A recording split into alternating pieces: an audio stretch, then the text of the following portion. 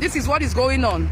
Despite the efforts of the minister to beautify the city gate, to give Abuja that status that it deserves as the capital of Nigeria. Look at what is going on. The cattle grazers. Look at what is going on here. Today is the commissioning of the project, and the First Lady is due to be here at 6 p.m. And then earlier in the day, this is what is going on. Despite the fact that the minister has tried to barricade some places, some of the green areas, these guys still found their way to bring their business here. They don't care. And the owners of the business do not really care. What is important to them is the money they make. We are not against the business, but we are against the practice.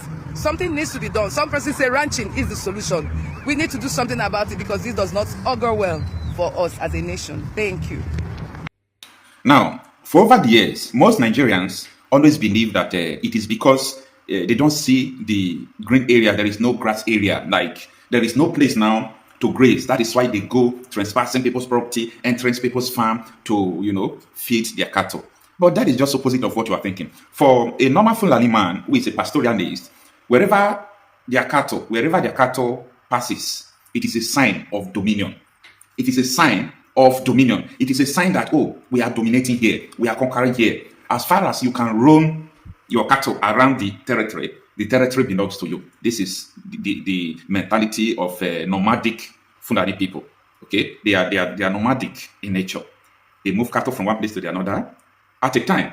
I remember the former governor of Kano State, this Kanduje, who was former APC chairman. He said the whole Fulani pastoralists that they call the herdsmen should come to Kano. Kano have enough green grass area that can feed all your cattle. So there is no need for moving, and there is no need to move from around the country. But guess what? They will not try it, because for them, moving this cattle is a sign of dominion. Now, I'm going to shock you, because most Nigerians, they don't think. They don't think, and we are too emotional. We use little logic. I know a senator, because I cannot tell you that who owns this cattle now is a senator, because I don't know the headers who brought them. I don't know the headers who sent them. But we have a senator who owns almost 40% of these cattle you are seeing. All these cows moving from one place to another. A senator owned them. Are you telling me that a senator can provide a place where the cattle will graze? Is that what you are telling me?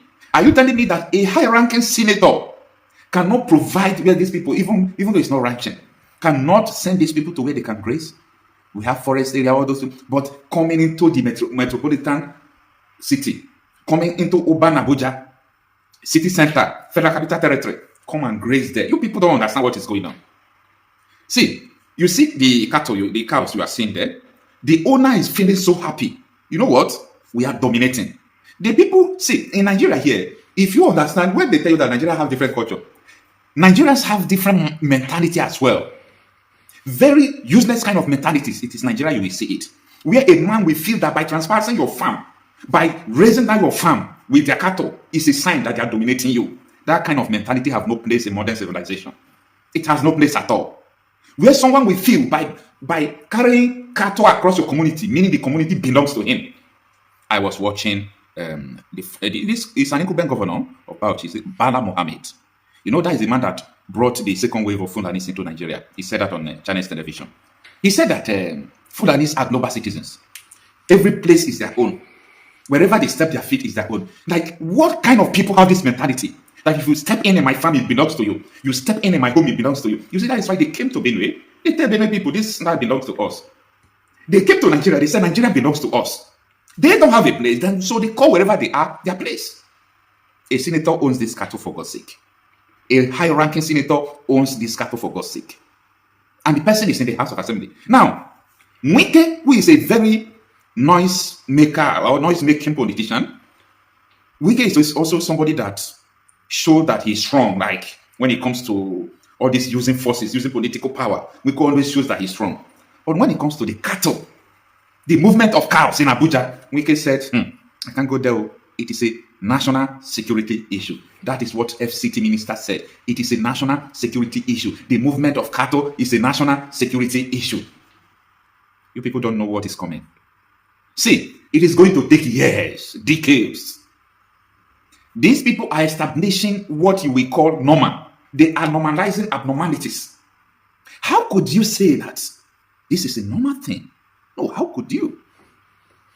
Wike said it's a national security issue, so he can't put his mouth That is what Wike is saying. He can't put his mouth. Now, you see, there is what they call cattle rustling.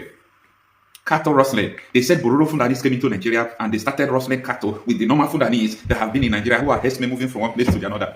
I told them all these English you people are speaking, you people are confusing people. Let me tell you what it means. Bororo Fulanis as imported by Tinubu and his colleagues and Bala Mohammed, the second wave. When they came into Nigeria after doing what they do, for them to know the routes to go all over the country, they have to resolve in following their fellow Fulanis who were in Nigeria before. Let me follow you with your cattle. Then the Fulani man will say, no. I'm the only one Malgasi should lead the cattle. They will say no. They will now take the cattle from them and lead the cattle through the routes to no road to attack. At the time, that is why they were telling you that it is farmer sellers clashes. They were using it to shed them. No. It was pure terrorism. These Bororo Fulanis were rustling cattle, hijacking cattle, following the normal Fulani who have been in Nigeria before this importation happened, using it to know the road. Then wherever they get to, if they meet you in the farm, they rape you, they kidnap you, they started knowing the road down to the south, east, west, everywhere. That is what leads us to where we are today. At the time, when you call herdsmen, it was synonymous to terrorism. I'm just telling you what led to it. Nobody will tell you this. So for these people, it is a dominion that the cattle should even come into your church and destroy your church. And guess what? You dare not touch one cow. You dare not. If you touch one cow, they will pay back with 2 souls. They will come back and kill people. Guess what? Because these people was able to use one principles of war, which is a principles of infiltration. Before these people begin to do this, they were able to put their people in the position of power. And that is why someone who created Boko Haram is walking free today. Going to Channels Television, sitting with Shehu Okibanoye. Shehu could not ask him, how do you create Boko Haram? Why did you do this? Shehu could not ask him. A seasoned journalist. He was afraid to ask him. Boko Haram members are killing people every now and then. But Shehu could not ask this man, why do you do this? Why? The man would come and sit in your presence and tell you, he was telling Shehu that P2B, the North will not vote for P2B. He was even dictating who Nigerians will vote for. Someone who created Boko Haram. He's walking through. Why? The principles of infiltration has taken place. They occupy sensitive position and political power in the country. And that is why I'm telling people, you see, I'm finding it difficult to see people who genuinely believe in Nigeria. I'm finding it difficult. Go and play politics you want to play. All these people in political office, nobody believe in Nigeria. The Nigeria they believe is different too. Majority of them believe Islamic Caliphate, which will be governed by Sharia. As the Nigeria you are talking about, you understand? They believe on Islamic Caliphate. That is the same thing Boko Haram, Israel, all these people, that is the same thing they believe in. A lot of them believe it. That is when they tell you Nigeria will work. When they tell you one Nigeria, that is what they see. Oh. They are not seeing the kind of one Nigeria you are seeing. Oh. They are not seeing the kind of one Nigeria you are seeing. This is what they see. Now, there are some people, someone like Tinubu, while growing up, it was trending, 1999, that Tinubu said he don't believe in one Nigeria. There is no time Tinubu told you that he believed in Nigeria. He only said, I don't believe in one Nigeria. So when someone is talking about Nigeria, ask them which format you understand. Which kind of Nigeria are you talking about?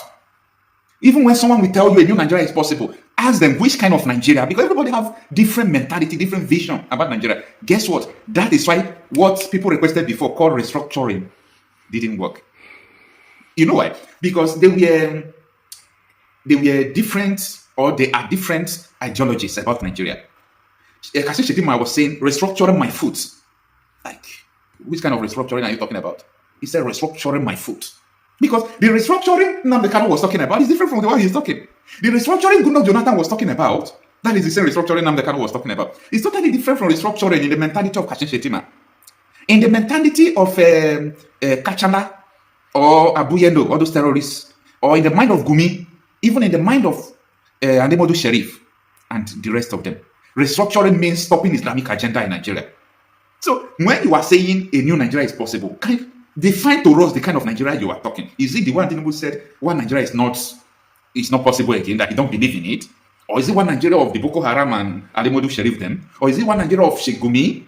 Or is it one Nigeria of P2P? So we have different formats of one Nigeria. And what you saw in that video, what you are seeing now, Airport Road, Aso Rock, Presidential Way, cattle all around there is a sign. Whether you get it or you did not get it, time will come. You will remember what I'm telling you. Like this, yes, Omo Wike say all those cow wey dey roam up and down, wey dey roll around Abuja. He say he say no concern am, say na national issue. You understand? So say he no get the right to order them to leave the street. As I don't understand. Okay, you don't use like that. That means okay. As in, what he could be the why he could be minister of FCT. Okay, you don't get that. You don't get that to tell them. May all the rule about again. This country, now Zoom.